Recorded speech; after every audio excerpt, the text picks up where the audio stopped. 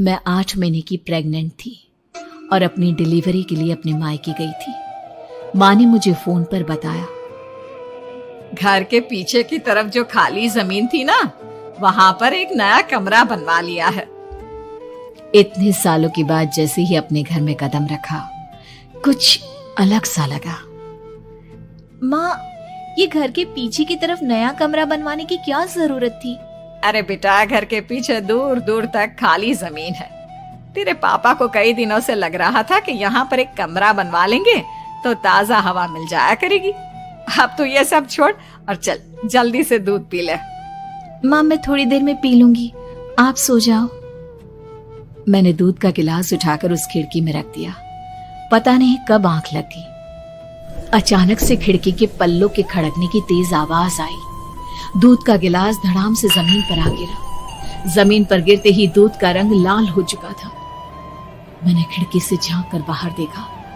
चारों तरफ धूप अंधेरा था। उस अंधेरे की तरफ से कुछ आवाजें आ रही थी, जैसे छोटे बच्चे आपस में खिलखिलाकर मस्ती कर रहे हो।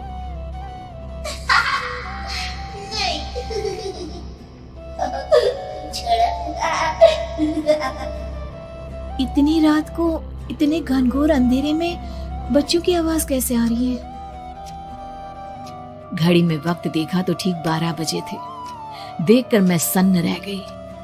बुरी आत्मा और भूतों की कई कहानियां मैं सुन चुकी थी। वक्त भी कुछ ऐसा ही था।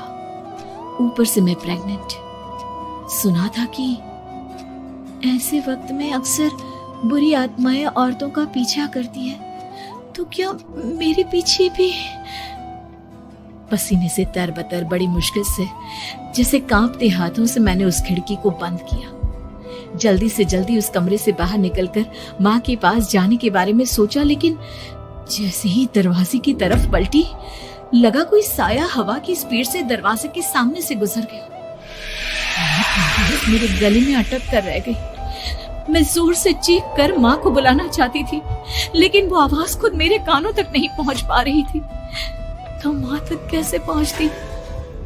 खिड़की के पल्ले एक बार फिर तेज हवा के झोंके से धड़ाम करके खुल गए और पूरी ताकत से मैं चीख पड़ी। जानती थी मेरी चीख की आवाज सुनकर कुछ ही सेकंड में माँ वहां पहुंच जाएगी, लेकिन ऐसा कुछ हुआ ही नहीं। मेरा कलेजा डर के मारे फटा जा रहा था। आखिर माँ ने मेरी आवाज क्यों नहीं सुनी? इतनी गहरी नींद में तो माँ कभी नहीं सोती।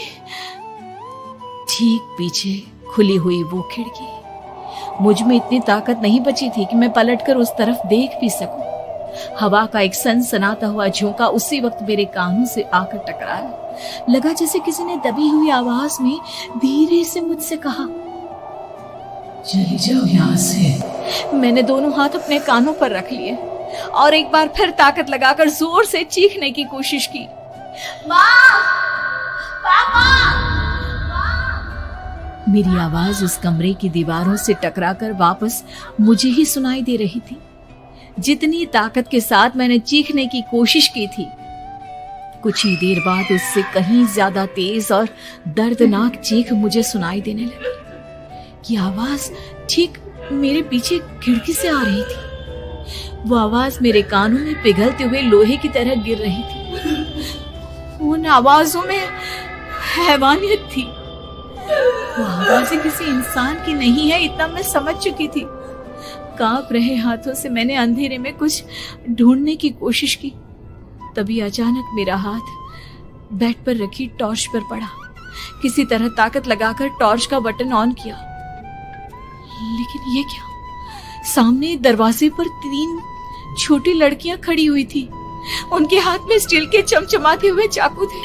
मैं घबराकर लड़खड़ाई और पीछे की तरफ हटी, लेकिन तब तक वो मेरे पास आ चुकी थी। उनकी गर्दन टेढ़ी थी और उनके हाथों के वो चाकू मेरे पेट को निशाना बनाने को तैयार। मैं जोर से चीखी, नहीं, छोड़ दो मेरे बच्चे को, मत मारो, मत मारो, छोड़ दो मेरे बच्चे को। सोनाली, क्या हुआ बेटा? तू इतनी डरी हुई क्यों है? उठ बेटा, क्या हुआ?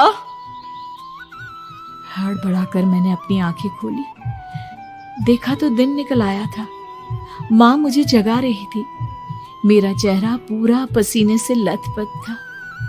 क्या हुआ बेटा, तुमने कोई बुरा सपना देखा क्या? मैं अभी तक अपने पूरे होश में नहीं थी। वो मेरे बच्चे को मार देगी माँ, वो लड़की मेरे बच्चे को। मैंने घबराकर अपने पेट को छुआ। सब कुछ ठीक था, और वो दूध जो रात को यहाँ पर गिर गया था, उसका रंग लाल हो गया था। माँ ने हंसते हुए दूध का गिलास मुझे दिखाया। तुमने दूध पिया ही नहीं, पूरा का पूरा ऐसे ही रखा हुआ है। तुमसे कहा था ना सोनाली, सेहत के लिए लापरवाही ठीक नहीं बेटा। लेकिन मैंने तो सब कुछ अपनी खुली आंखों से देखा था। ये सपना कैसे हो सकता है?